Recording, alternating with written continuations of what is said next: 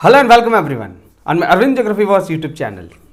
बच्चों, आज हम बात करेंगे structure of chromosome, class 10th biology, जो इम्पोर्टेंट चैप्टर है। Basically cell division and cell cycle, इसका जो अगला पार्ट है उसको हम अगले लेक्चर में कवर अप करेंगे। यहाँ basically we will go in depth with the structure of chromosomes.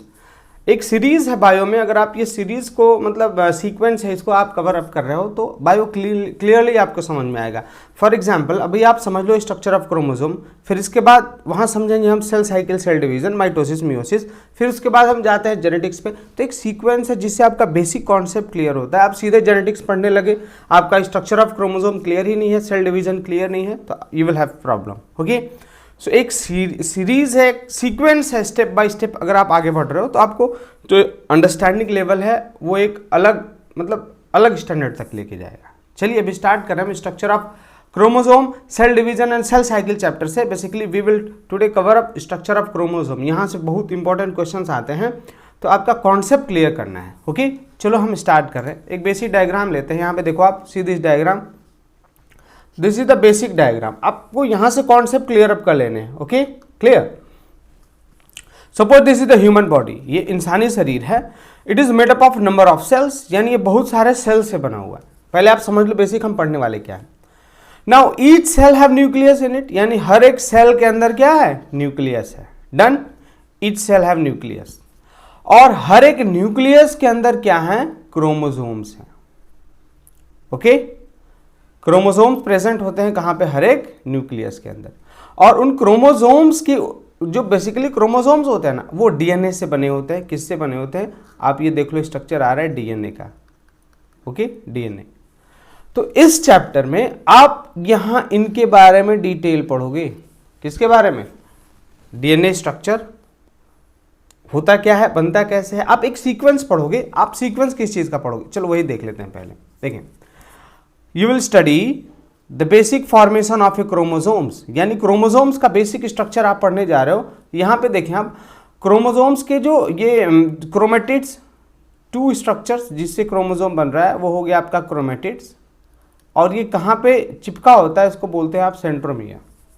Clear, vertically ये अलग होता है। नेक्स्ट, क्रोमोसोम्स हो गए। क्रोमोसोम्स फाइबर से बनते हैं, यानी जैसे आपने देखा होगा रस्सी, रील आती है ना, रील, थ्रेड, जो जिससे कपड़े सिलते हैं, तो उसके ऊपर आप बार बार लपेटते हैं तो उससे बनता है रील। ठीक है ना। तो जो आप रस्सी लपेट रहे हैं ना, बहुत कई बार कॉइलिंग करेंगे तो जो रस्सी होती है उस टाइप का जो स्ट्रक्चर है क्रोमोसोम के अंदर, वो हो गया आपका क्रोमेटिन फाइबर। यानी क्रोमेटिन फाइबर के कॉइलिंग से क्या बना है, क्रोमोसोम्स बना है। अब क्रोमेटिन फाइबर फिर किससे बना हुआ है, यानी वो रस्सी, रेशा किस चीज से बना हुआ है, आप देखें न्यूक्लियोसोम से। किससे बना हुआ है, न्यूक्लियोसोम। और न्यूक्लियोसोम के अंदर क्या होता है, डीएनए प्लस हिस्टोन प्रोटीन्स, ऑक्टोमर्स, ये 8 का गुच्छा होता है।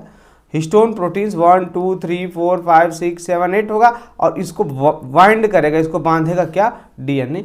तो डीएनए और हिस्टोन प्रोटीन से बन के क्या मिल के क्या बनता है, आपका बनेगा न्यूक्लियोसोम। क्लियर।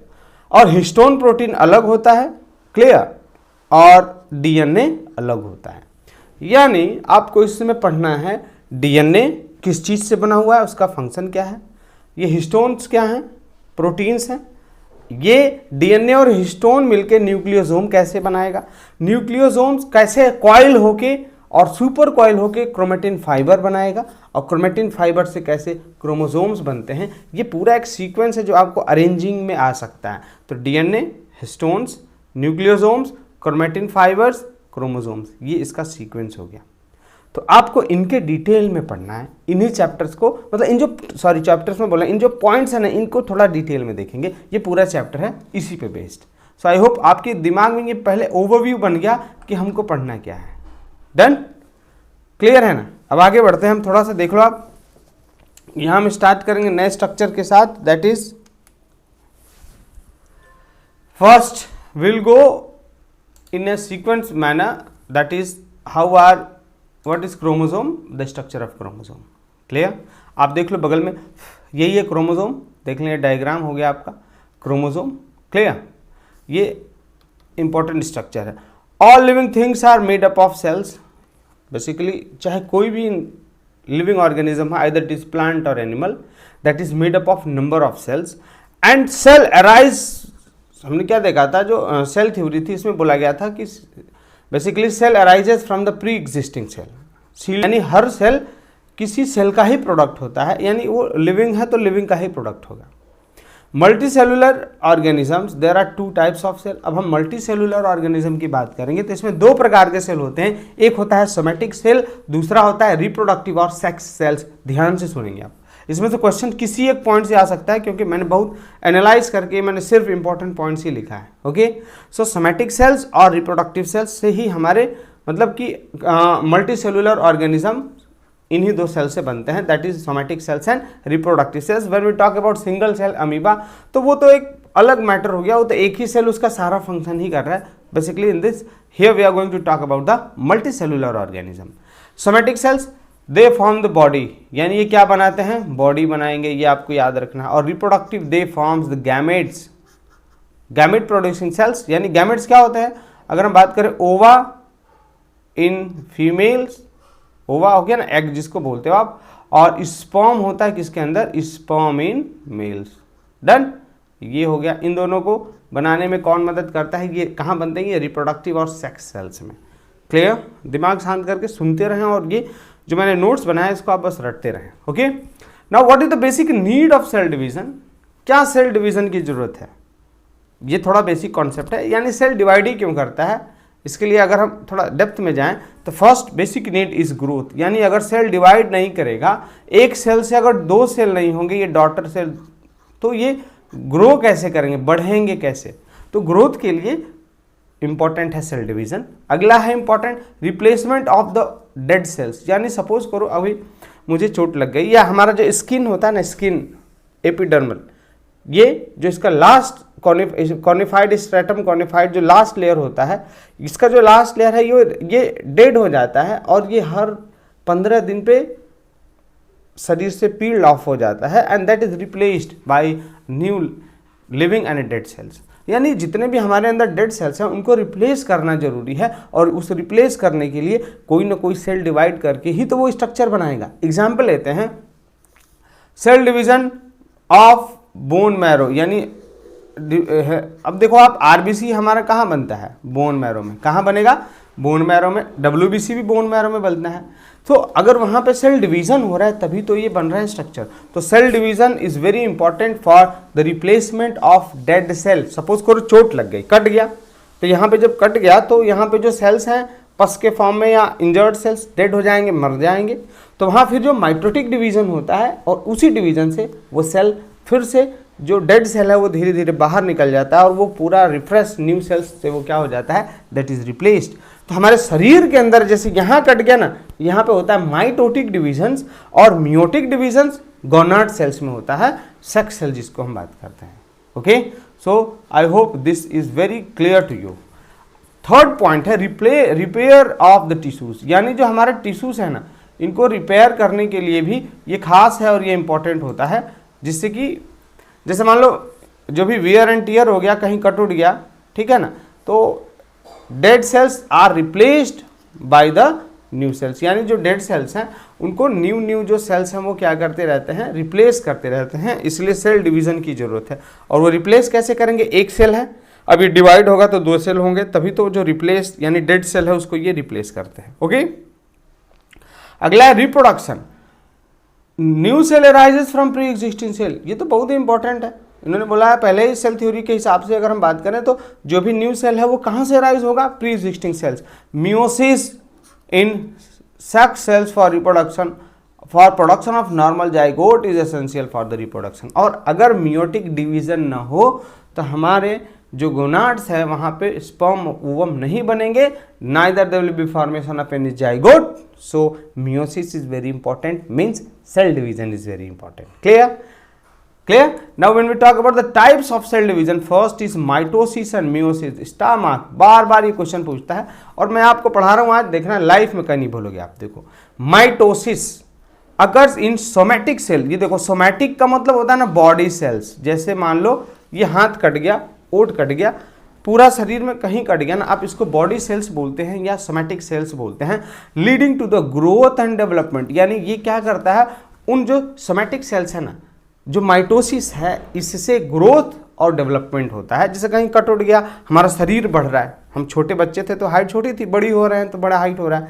कहीं इंजरी लग गया, चोट लग गया, साइकिल से गिर गया तो इंजरी लग जाती है ना, धीरे धीरे वो भर जाता है, सही हो जाता है, वहाँ पे माइटोसिस डिवीजन होगा। कौन सा होगा? माइटोसिस। वही दूसरा अगर हम बात करें मियोसिस, अब देखो माइटोसिस डिवीजन को आप इक्वेशनल डिवीजन बोलते हो। क्या बोलते हो? Equational division. और यहाँ पे जो क्रोमोसोम का संख्या है ना वो 2n ही हो रहता है।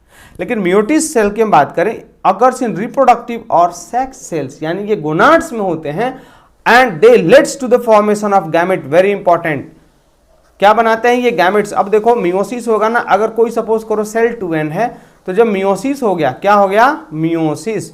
तो मियोसिस के बाद ये जो सेल है वो किस में टूट जाएगा? 2n में, यानी यहाँ पे जो क्रोमोसोम का संख्या है वो आधा हो गया है। जैसे यहाँ किस में होगा? ये एग्स और स्पर्म्स में। अब सपोज ये जब फिर मिलते हैं फर्टिलाइजेशन के बाद, तो ये फिर किस में कितना इसका जाइगोट में फिर ये कितना बन जाते हैं? जाइगोट में ये बन जाते हैं फिर 2n, यानी डिप्लॉइड। डबल संख्या में होता है क्रोमोसोम तो बोलते हैं डिप्लॉइड, सिंगल में होगा तो बोलेंगे क्या? हैप्लॉइड। डन। अब देखो अगला पॉइंट, यहाँ पे हमने काफी इंपॉर्टेंट पॉइंट्स को कवर अप कर लिया है एक साथ। मैंने सोचा आपको समझा दूं। Karyokinesis, very important point. In nuclear division in which one nuclear divide two form 2 nuclear daughter nuclear, यानी एक न्यूक्लियस है, न्यूक्लियस डिवाइड होकर 2 छोटे छोटे न्यूक्लियाई बनाएगा ना, इस डिवीजन में जिसमें न्यूक्लियस डिवाइड हुआ है आप उसको बोलोगे कैरियोकाइनेसिस। वेरी इंपॉर्टेंट पॉइंट, यहाँ आपका कॉन्सेप्ट क्लियर होना चाहिए कि कैरियोकाइनेसिस में एक न्यूक्लियस डिवाइड होकर 2 छोटे छोटे डॉटर न्यूक्लियाई में डिवाइड होगा, तो आप बोलोगे that division is a nuclear division. लेकिन पूरा एक सेल ही डिवाइड होके हो जाए 2 अलग अलग सेल्स में, आप बोलोगे साइटोकाइनेसिस। ओके, साइटो मीन्स होता है आपका सेल, क्या होगा? सेल, और कैरियो का मतलब होता है न्यूक्लियस। तो ये तो जैसा कि आप इसका बस मतलब समझ लेना। और काइनेसिस का मतलब होता है division. Karyokinesis division of nucleus, cytokinesis division of cells. Done. पहले mitosis, meiosis, meiosis is followed by karyokinesis and cytokinesis. Chromosomes, chromosomes में क्वेश्चन आता है बार बार, क्रोमोसोम का खुद का मतलब बता दो आप क्या होता है। क्रोमोसोम्स का मतलब होता है coloured body. Which body? Coloured body. क्यों ऐसे क्यों बोलते हैं? क्योंकि ये जब आप इसको स्टेन करते हैं ना तो ये कलर ले लेता है, इसलिए इसका कलर्ड क्रोमोसोम्स नाम ही पड़ गया, अलग स्ट्रक्चर दिखाई देने लगता है स्टेनिंग की वजह से। देखें, it was first studied in 1882 by German scientist Walter Flemming. Very important, आप नेम याद रखेंगे, वॉल्टर फ्लेमिंग। बेसिकली ये कहाँ इसको देखा था उन्होंने लार्वा ऑफ सैलमेंडर, इसमें माइटोसिस हो रहा था सेल का, उसी वक्त इन्होंने देखा था। माइटोसिस के वक्त जो सैलमेंडर है ना, जिसको लोकल लैंग्वेज में गो वगैरह बोलते हैं, उसका जो लार्वा है उसमें बहुत तेजी से डिवीजन हो रहा था, वहीं पे वॉल्टर फ्लेमिंग ने सबसे पहले क्रोमोसोम्स को देखा था। ठीक है, it is constant in all living organism. हमने यहाँ पे एक जो टेबल लिया था, देख लें आप, यहाँ पे देखें, देखो ये सारे ऑर्गेनिज्म में ये कांस्टेंट होता है, फिक्स होता है। अगर इसका नंबर अलग हुआ, वेरी हुआ, तो मेरे कहने का मतलब, देखो आप फॉर एग्जांपल पहले देख लो, ह्यूमंस में कितना है? 46 क्रोमोसोम्स, चिंपैंजी में है 48। यानी अगर कोई इंसान जिसके अंदर किसी रीजन से 2 क्रोमोसोम अगर बढ़े तो वो तो इसका स्ट्रक्चर ही बदल जाएगा, वो तो चिंपैंजी हो जाएगा। डॉग के अंदर कितने क्रोमोसोम्स हैं? 78। डोंकी के अंदर 62। अब ये इंसानों के अंदर 42 है, मतलब चाहे वो इंसान किसी प्रकार का हो, उसके अंदर क्रोमोसोम 42 ही होगा। अगर 48 हो गया ना तो वो बंदर चिंपैंजी बन जाएगा वो। कॉर्न, हाउस फ्लाई के अंदर कितना होता है? 12। कॉर्न और मेज के अंदर होगा 20। गार्डन पी के अंदर होता है 14। आपके काम लायक में है वो अंडरलाइन कर दे रहा हूँ, 46 आपका वह जेनेटिक्स में आएगा। ये कॉर्न पी, गार्डन पी के लिए हो सकता है। और बस ये 2 खास हैं, और बाकी जनरल नॉलेज में अगर बाकी कंपटीशन में तो ये हाउस फ्लाई में कभी कभी पूछ देता है। 12 और ओनियंस। तो यहाँ देखने का क्या मतलब है कि अगर 16 है क्रोमोसोम्स का संख्या तो वो प्याज के अंदर है। गार्डन पी है तो उसके अंदर 14 क्रोमोसोम्स है। कहने का मतलब यही है कि एक प्रजाति और के अंदर जो क्रोमोसोम का संख्या होता है वो फिक्स होता है। इंसान चाहे कहीं का भी हो, उसके अंदर 46 क्रोमोसोम्स होंगे। अगर एक कम हुआ, ज़्यादा हुआ तो उसके अंदर एबनॉर्मेलिटी आ जाएगी। क्लियर? तो अब यहाँ आते हैं, सीधे देखते हैं यहाँ पे क्या है। It is constant for all living organism. देख लें आप, ये कांस्टेंट है सारे लिविंग ऑर्गेनिजम्स के लिए, 2n, अगर 2n है, 2n का मतलब ये इट रिप्रेजेंट्स डिप्लॉयड। 2n का मतलब मैं समझा दे रहा हूँ, हमने देखा था क्या 46 था, 46 का मतलब होता है 2n, यानी डबल संख्या है, तो इसे आप क्या बोलोगे, डिप्लॉयड। और अगर n है, इसका मतलब 46 डिवाइडेड बाई 2 कितना हो गया, 23 है अगर, तो आप इसे क्या बोलोगे, it represents haploid. Mitotic division में डिप्लॉयड नंबर ऑफ क्रोमोसोम्स बनते हैं। मियोसिस कहाँ बनते हैं, मियोसिस में कितने होते हैं क्रोमोसोम, हैप्लॉइड होते हैं, क्योंकि जो अब आपको यहाँ पे अगर डाउट हो रहा है कि सर हैप्लॉइड क्यों हो जाते हैं, तो थोड़ा आप देखो, सपोज करो अगर ये एग है कोई, इसमें भी 46 क्रोमोसोम है, और ये स्पर्म है, इसमें भी 46 क्रोमोसोम है, डन। जब दोनों मिलेंगे, जाइगोट का फॉर्मेशन होगा, तो 6 6 12 92 क्रोमोसोम्स हो जाएंगे। तो अब ये तो कोई विचित्र नया प्राणी बन जाएगा, पता चला कोई नया सुर बन के आ गया, ठीक है। इसलिए इंसानों का जो साइंटिफिकली देखा जाए तो कितना ये मतलब, अगर भगवान को मान रहे हो आप, तो उन्होंने बनाया कितना मतलब सही सेटिंग किया है उन्होंने, कि जो एग है उसके अंदर मियोसिस होगा 23 पेयर, स्पर्म के अंदर 23, जब वो मिलेंगे तो फिर 46 हो जाएगा, जिससे कि जो फिर बच्चा जो नेक्स्ट जनरेट होगा that will be again human. ये सारे मतलब कि लिविंग ऑर्गेनिज्म के केस में है, ओके। हैप्लॉइड का मतलब होता है half, H for haploid, H for half, diploid means होता है double, D for diploid, D for double, done. Next, it is defined, chromosome को आप कैसे डिफाइन कर रहे हो, it is defined as the strand of DNA molecule associated with protein. यानी ये डीएनए का बहुत बड़ा ये क्या है, बहुत ज्यादा इसके अंदर कॉइलिंग है, और उसके साथ कुछ प्रोटीन्स भी होते हैं। Strand of DNA molecule with proteins, कौन सी प्रोटीन है आगे हम अभी डिटेल में पढ़ेंगे इसको, ओके।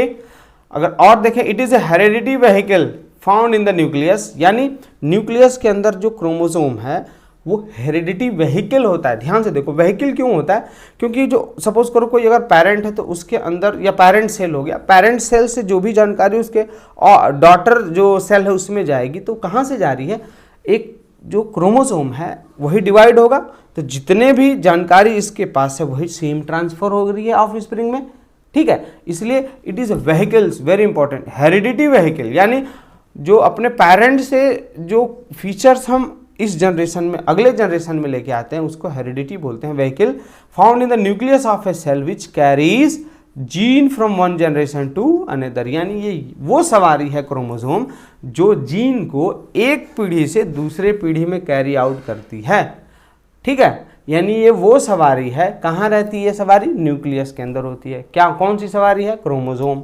क्रोमोसोम वो सवारी है जो न्यूक्लियस के अंदर होती है, और वो जेनेटिक जानकारी एक जनरेशन से दूसरे जनरेशन में लेके आती है, पिता से पुत्र में लेके आती है, डन। अब जीन क्या है देख लेते हैं। Genes are composed of DNA and protein. अब जीन के अंदर क्या होता है, डीएनए और प्रोटीन होता है। Gene is a segment of DNA that codes for synthesis of specific protein. अब ये बिल्कुल खास, यानी जो जीन के, जिससे जीन किस चीज से बना होता है, डीएनए और प्रोटीन। जो डीएनए होता है ना जीन के अंदर, वही क्या करता है, जो सिंथेसिस करता है स्पेशल प्रोटीन्स का। मतलब इंसान का नाक कैसा होगा, बाल कैसा होगा, पूरा शरीर का जो बनावट है ना, वो सिंथेसिस का काम कौन करता है, डीएनए। और डीएनए के ही अंदर होते हैं, मतलब कि जीन्स के ही ऊपर होते हैं डीएनए, और डीएनए आपके पूरे बॉडी पार्ट्स के अलग अलग जो पार्ट्स हैं ना, उनको बनाने का काम करते हैं, विच controls the expression of particular characteristics in A individual. आपका जो आँख है वो किस कलर का होगा, ब्लैक होगा, ब्लू होगा, हेयर कैसा है, कर्ली है, स्ट्रेट है, जितने भी सारे फीचर्स हैं जैसे आप दिख रहे हो, ये कौन एक्सप्रेस कर रहा है, जीन के ऊपर जो लोकेटेड क्या है, डीएनए, वही पूरे हमारे शरीर को बनाते हैं, done. Basically they code the synthesis of specific protein. Protein से हमारा शरीर बनता है, ठीक है ना।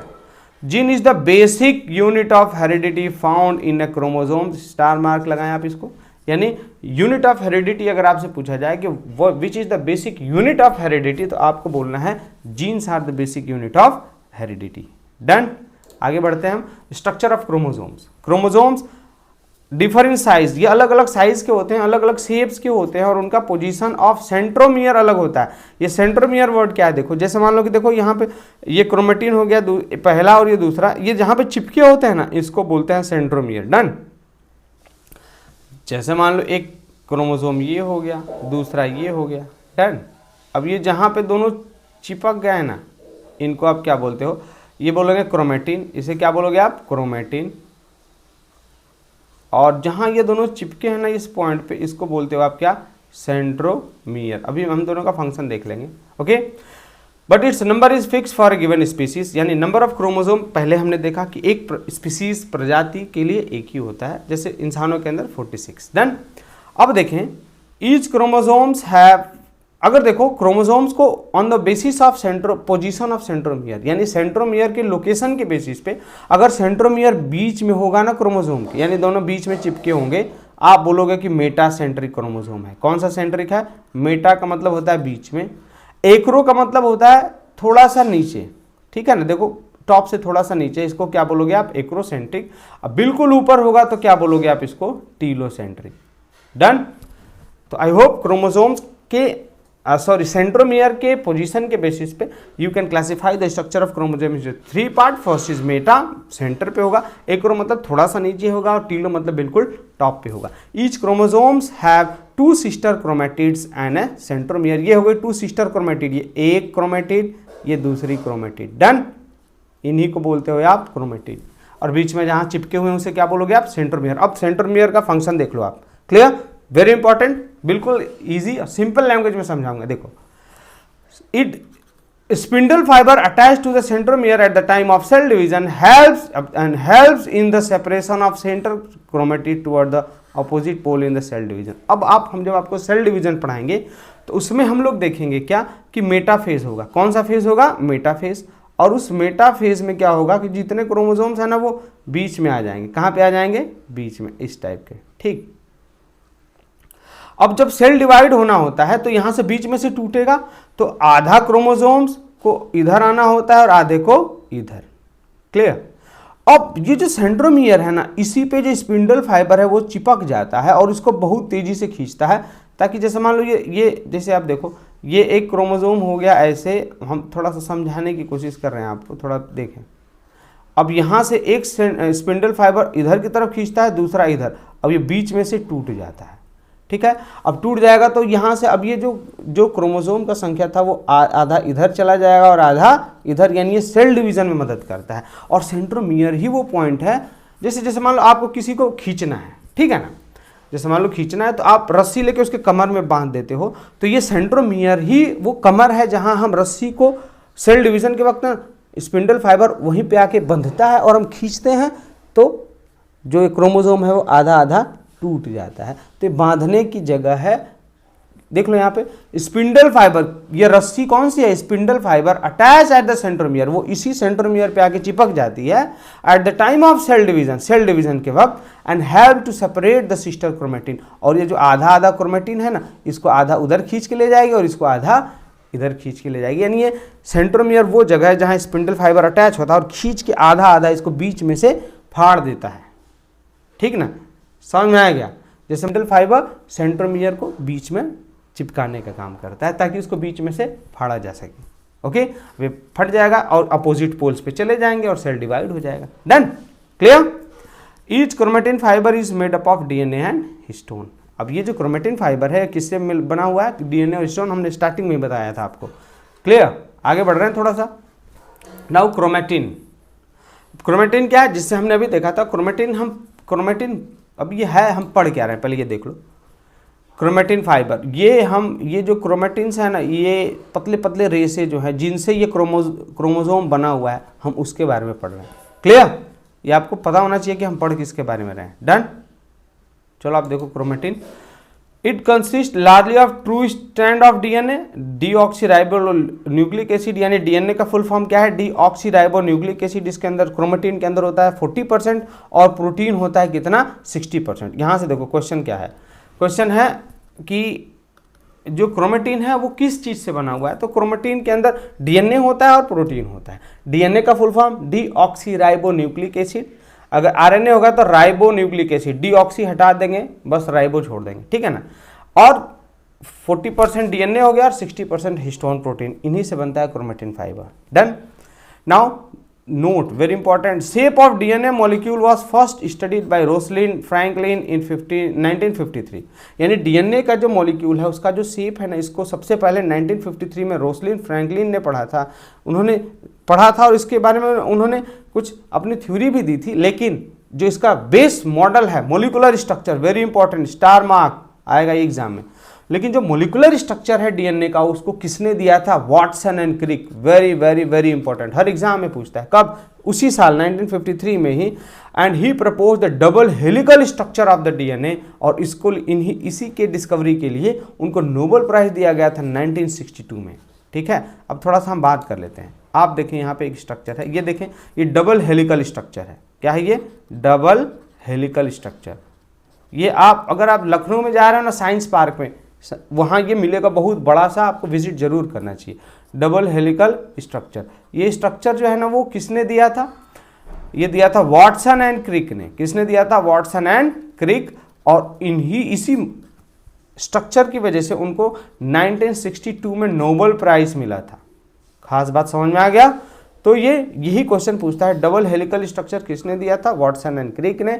मॉलिक्यूलर स्ट्रक्चर उन्होंने इसका दिया था, इसके बारे में सारा डिटेल अभी हम पढ़ेंगे।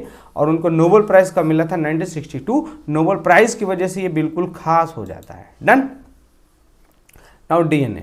डीएनए इज ऑल्सो, देखो इसके अंदर डीएनए की हम बात करें तो डीएनए मैक्रो मॉलिक्यूल होता है। ठीक है ना, मैक्रो मॉलिक्यूल का मतलब ये काफी बड़ा है, अभी देखेंगे, बहुत बड़ा होता है। कॉइलिंग, सुपर कॉइलिंग से तो बना रहा है क्रोमोसोम्स, तो बड़ा हुआ ना, तो इसलिए इसको मैक्रोमोलिक्यूल बोलते हैं। और हर डीएनए के अंदर क्या होता है? न्यूक्लियोटाइड एंड नाइट्रोजनस बेसेस होते हैं।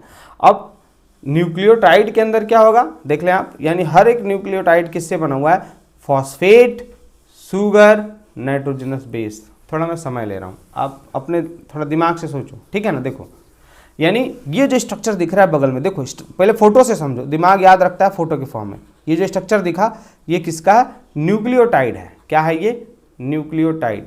मैं शायद न्यूक्लियोटाइड, ठीक है ना, न्यूक्लियोटाइड हो गया। अब देखो न्यूक्लियोटाइड किस चीज़ से बना हुआ है? इसके अंदर देख लो आप, यहाँ पे एक फॉस्फेट हो गया, एक यहाँ शुगर मॉलिक्यूल है और किनारे बेस है इधर।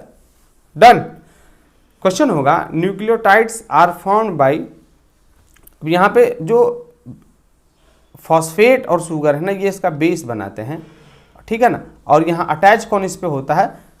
आपका base. Sugar and phosphate forms the backbone, यानी ये बैकबोन बनाएंगे। और अटैच कौन होता है इस पे? ठीक है ना, and has nitrogenous base arrange to the right angle, यानी इनके लगभग वो कितने एंगल पे अरेंज होता है? लगभग ये 90 डिग्री पे अरेंज होता है। एक स्टैंड का ये बात कर रहे हैं, एक स्टैंड। लेकिन ये डबल हेलिकल होता है तो एक इधर से भी स्ट्रक्चर आएगा बिल्कुल ऐसा ही, और यहाँ से भी एक अटैच होगा, क्या? बेस। ठीक है ना, यहाँ पे भी एंगल सेम। तो डबल हेलिकल स्ट्रक्चर होता है। एक इस पर्टिकुलर स्ट्रक्चर को आप क्या बोलोगे? न्यूक्लियोटाइड। यानी न्यूक्लियोटाइड के अंदर एक फॉस्फेट होगा, एक शुगर होगा और एक बेस होगा। ठीक है ना, बेस अलग अलग प्रकार के, अभी हम आगे देखेंगे। पहले आपको न्यूक्लियोटाइड का मतलब समझ में आ गया। न्यूक्लियोटाइड किस चीज़ से बना होता है? फॉस्फेट, शुगर, जो रीढ़ की हड्डी बनाते हैं, रीढ़ की हड्डी हो गई स्ट्रक्चर। अब ये इधर से आ गया स्ट्रक्चर, क्या है ये? बेस। एक दूसरा स्ट्रक्चर इधर होगा, रीढ़ का हड्डी, फॉस्फेट और शुगर, और इसमें से यहाँ आ जाएगा बेस, और ये दोनों चिपक जाते हैं हाइड्रोजन बॉन्ड से। आगे देखते हैं अभी। They form A ladder like structure. अब यहाँ पे देखो, ये लैडर की तरह स्ट्रक्चर बना लेते हैं, जैसे एक इधर से अटैच हुआ, ठीक है, एक इधर से, तो सीढ़ी बन गया ना। अब नीचे भी बनेगा ऐसे ही, तो ये सीढ़ी की तरह स्ट्रक्चर बना लेते हैं।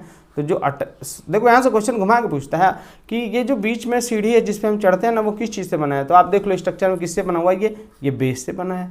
और जो ये बैकबोन की तरह स्ट्रक्चर होता है, ये फॉस्फेट और शुगर से बनता है। ये कॉन्सेप्ट है, थोड़ा सा आप वीडियो को एक बार और देखना, दिमाग लगा के तुरंत समझ में आएगा।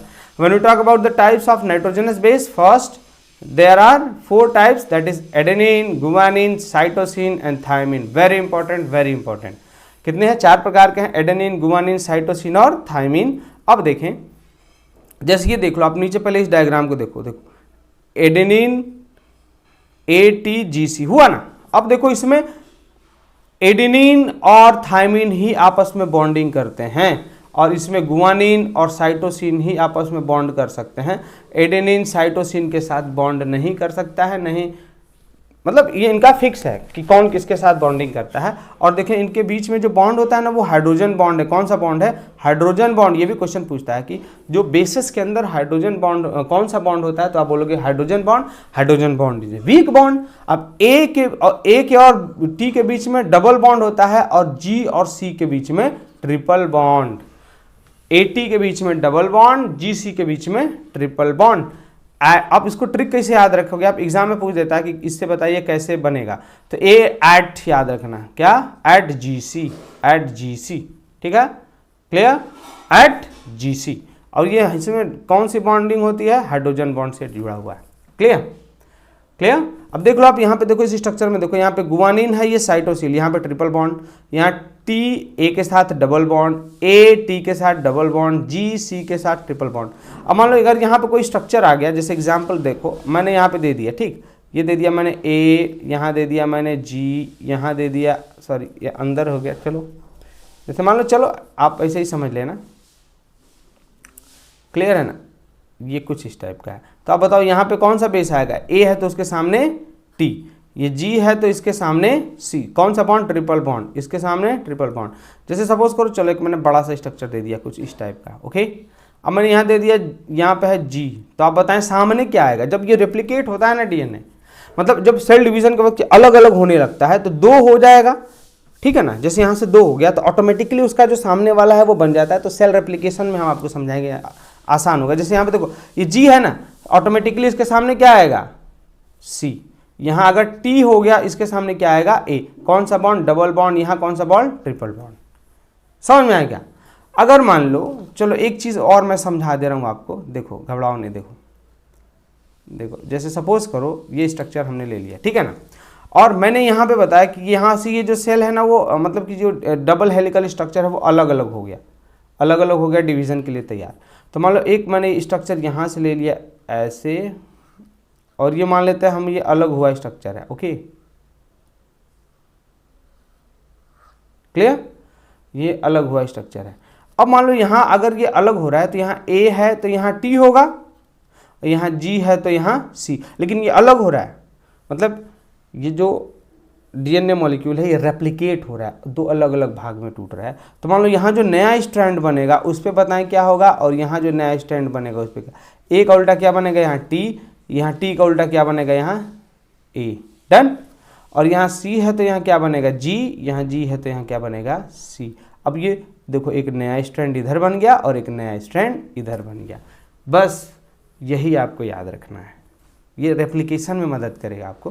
पता नहीं क्लास 10th में है या नहीं, होना चाहिए 10th में, देखते हैं अभी आगे आएगा। तो चलिए आगे देखिए कौन सा हो गया? Histone proteins. Protein that help in coiling and packing of DNA into structure is called, structural unit is called nucleosomes, okay. अब ये जो बेसिकली हम बात करें तो ये आपको पैकिंग में मदद करता है। जैसे देखो, जैसे ये यहाँ पे हम देख लेते हैं, थोड़ा न्यूक्लियोसोम्स की बात कर रहे हैं ना, तो थोड़ा सा स्ट्रक्चर यहाँ पे देख लो आप, देखो जैसे DNA हो गया, DNA तो बिल्कुल रस्सी की तरह बिल्कुल पतला सा, उसके बगल में देखो ये छोटा छोटा गोल गोल जो हिस्टोन प्रोटीन है, ठीक है। तो जो ये DNA और हिस्टोन प्रोटीन, देखो यहाँ पे एक ये वाला स्ट्रक्चर आप देखें, हिस्टोन प्रोटीन 8 हिस्टोन प्रोटीन हो गया, और उसको ऊपर से बांध के, जैसे 8 फुटबॉल हो गया, ठीक है ना, और उसको रस्सी से बांध के एक स्ट्रक्चर बन गया ना। अब जो एक स्टेबल स्ट्रक्चर बन जाएगा, जो थोड़ा मतलब उसको शेप देने का काम करेगा, उसी को बोलते हैं न्यूक्लियोसोम्स। यानी ये हिस्टोन 8 हो गया, उसको बांध के रखा हुआ है कौन? DNA चारों तरफ से। तो ये जो स्ट्रक्चर बनाएगा वो क्या बनेगा? आपका न्यूक्लियोसोम्स। समझ में आएगा? देख लें आप इसको थोड़ा सा, देखें ये देख लें, यहाँ पे देखो ये ऑक्टोमर्स हो गए, ये हो गए क्या? Nucleosome. It consist of A section of DNA, यानी ये देखो ये वाला DNA है, आप ध्यान से देखेंगे DNA कौन है? ये जो रेड कलर का है ना, ये DNA है, क्लियर। इज रैप्ड यानी लपेटा हुआ है around a core of proteins. ये देखो कोर ऑफ प्रोटीन, ये हिस्टोन प्रोटीन है ब्लू कलर का, जो बॉल की तरह है ना। ये कितने हैं? 8 हैं, इसलिए इसका क्या नाम है? ऑक्टोमर। यानी 8 हिस्टोन प्रोटीन, उसको बांध के कौन रखे हुए है? DNA। और इस स्ट्रक्चर को आप क्या बोलते हैं? न्यूक्लियोसोम्स। इन्हीं से बनता है क्या? Chromatin fibre. क्लियर? तो ये कॉन्सेप्ट आपका बिल्कुल मैंने क्लियर कर दिया, इसमें कोई डाउट होना ही नहीं चाहिए, ठीक है ना। अब देख लो यहाँ पे जैसे ATGC का बॉन्डिंग देख लो, जैसे ये एक हो गया A, ये देखो ये A है तो इसके सामने क्या आएगा? Double bond T। यहाँ अगर G है इसके सामने क्या आएगा, ट्रिपल बॉन्ड C। देखो A के सामने क्या है, T। ये एक न्यूक्लियोटाइड में क्या होगा, हमने बताया था शुगर, फॉस्फेट और बेस। ये दूसरा न्यूक्लियोटाइड हो गया, डन। A के सामने क्या है, T, डबल बॉन्ड। G के सामने क्या है, C, ट्रिपल बॉन्ड। T के सामने क्या है, ये अगर मान लो ये फिल इन द ब्लैंक्स के फॉर्म में भी दे देगा तो आप याद रखना, A के सामने T होता है, G के सामने C होता है। ये A T के बीच में T है तो 2 यानी डबल बॉन्ड, और C है तो ट्रिपल बॉन्ड। डन, समझ में आ गया? तो आई होप ये आपको ये पूरा कर लेंगे आप इसको, कुछ टफ स्ट्रक्चर है ही नहीं। ओके, और ये लास्ट स्ट्रक्चर ऑफ क्रोमोसोम्स, ये सेल डिवीजन से पहले वाला ये लास्ट टॉपिक है। कंसिस्ट ऑफ कंडेंस स्ट्रक्चर, ये कंडेंस स्ट्रक्चर है, ये किससे बना हुआ है, क्रोमेटिन फाइबर से बना हुआ है, visible during the cell division. और इसके पास 2 क्रोमेटिड्स होते हैं, देख लो, एक क्रोमेटिड ये हो गया, दूसरा ये एक हो गया, और ये एक दूसरा। कहाँ जुड़े हुए हैं दोनों, सेंट्रोमियर पे। सेंट्रोमियर पे स्पिंडल फाइबर अटैच होता है और सेल डिवीजन के वक्त इसको यहाँ से खींच के इनको अलग अलग कर देता है, ये इसका फंक्शन हो गया। इंसानों के अंदर बात करें, ह्यूमन 23 पेयर ऑफ ह्यूमन के अंदर मिलते हैं, और उस 23 पेयर में 22 pairs plus 1 pair, 22 pairs are called autosomes. और जो एक पेयर बच जाता है उसको क्या बोलते हैं हम, सेक्स। यही डिसाइड करेगा कि कोई मेल है या फीमेल। अगर देखो ये क्रोमोसोम XX है तो ये होगा फीमेल, होम्योफिलिक इसको बोलेंगे। और अगर XY है तो क्या हो गया, अलग अलग, तो क्या बोलेंगे, हेट्रो। हेट्रो माने होता है डिफरेंट, ओके, डिफरेंट हो गया ना, एक X एक Y हो गया। होम्यो का मतलब क्या हो गया, सेम। अब देखो सेम में दोनों XX है या दोनों YY हो जाए, तो होम्यो का मतलब होता है XX, हेट्रो का मतलब होता है XY। तो बेबी बॉय होने के लिए कौन सा क्रोमोसोम चाहिए, XY, और XX है तो girl. Now function, what is the function of chromosome, it is the heredity vehicle that has genes. यानी यही वो ऐसा व्हीकल है जिसके ऊपर क्या कौन सवार होता है, जीन। और जो जीन है वही कैरेक्टर्स को एक्सप्रेस करता है, कहाँ, ऑफस्प्रिंग में। It controls synthesis of growth protein and help cell division, cell repair and growth. Sex chromosome determine the sex, ये मेल फीमेल डिसाइड करेगा, okay. It guide the development and control of cell differentiation. So this is the basic function of chromosome. So I hope ये video आपको पसंद आया होगा। अगर concept आपको समझ में आया होगा तो प्लीज़ वीडियो को लाइक और शेयर जरूर करें, और इसके अगले पार्ट के लिए थोड़ा सा वेट करें। मैं अभी अगले वीडियो में मतलब इसके बाद हम कंटिन्यू करेंगे सेल डिवीज़न, जहाँ से क्वेश्चन आते हैं, एक एक cell, profess, metaphase, anaphase, telophase, ये सारा पढ़ेंगे। इसके बाद जाएंगे जेनेटिक्स पे। पहले से ऑलरेडी हमने वीडियो इसका बना के रखा हुआ है पूरा बायो का, पिछले ईयर में ही, तो आप वो भी वीडियो तो देख सकते हैं, कोई ज़्यादा डिफरेंस नहीं आएगा, okay. So please share and subscribe my channel. हाँ, जाने से पहले लाइक ज़रूर करें। Thank you, have a great day, जय हिंद।